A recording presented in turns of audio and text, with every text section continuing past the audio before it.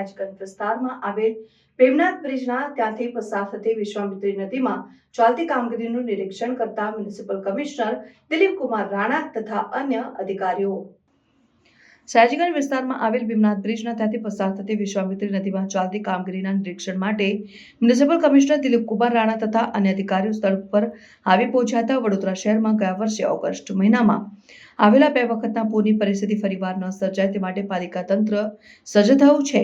વિશ્વામિત્રી નદીનું 4 સેક્શનમાં વિભાજન કરીને નદીની પહોળી અને ઊંડી કરવાની કામગીરી સતત ચાલી રહી છે। અત્યાર સુધીમાં કુલ 19 લાખ ક્યુસેક માટી કાઢવાના લક્ષ્ય સાથે હાલ 60,000 ક્યુબિક માટી કાઢવામાં આવી છે। ત્યારે ભીમનાથ બ્રિજના ત્યાંથી પસાર થતી વિશ્વામિત્રી નદીમાં ચાલતી કામગીરીના નિરીક્ષણ માટે municipal commissioner Dilip Kumar Rana, deputy municipal commissioner Arpit Sagar તથા વોર્ડના મ્યુનિસિપલ કાઉન્સિલર જ્યોતિ પટેલ અને પાલિકાના પદાધિકારીઓએ મુલાકાત લીધી હતી। સયાજગંજ વિસ્તારમાં ભીમનાથ બ્રિજ રહેતી વિશ્વામિત્રી નદીનું 4 સેક્શનમાં જુદી જગ્યાએ હાલ કામગીરી યુદ્ધના ધોરણે ચાલી રહી છે। આ કામગીરી આગામી 100 દિવસમાં પૂરી કરવાનું પાલિકા તંત્રનું લક્ષ્યાંક છે। ત્યારે ડિસિલ્ટિંગની કામગીરીની સતત મોનિટરિંગ વડોદરાના મ્યુનિસિપલ કમિશનર દિલીપ કુમાર રાણા દ્વારા કરવામાં આવી છે।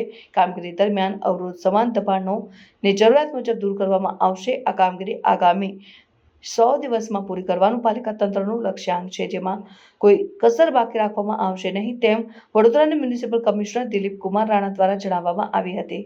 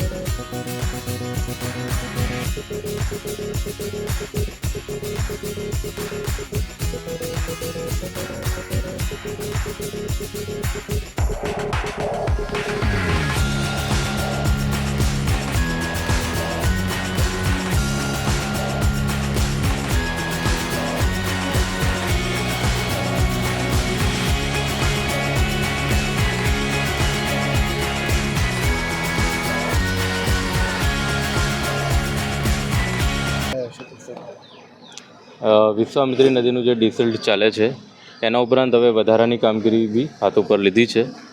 આ ભીમનાથ તળાવ છે જે વર્ષોથી એમાં ડેબ્રિસ અને પ્લાસ્ટિક્સને બધું જમા થયેલું હતું, એ બધું ડિસિલ્ટ કરવાનું અત્યારે ચાલુ કરાવ્યું છે।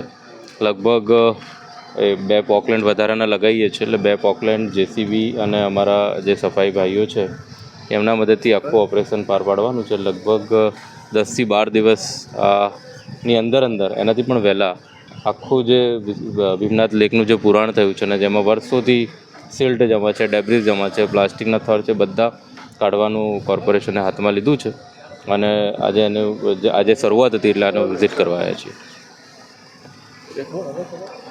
સર, જે પ્રમાણે આપણે જોઈએ તો 4 ફેઝમાં આની કામગીરી હાથ ધરવામાં આવી છે, અત્યારે ઓવરઓલ કેવી રીતની કામગીરી છે?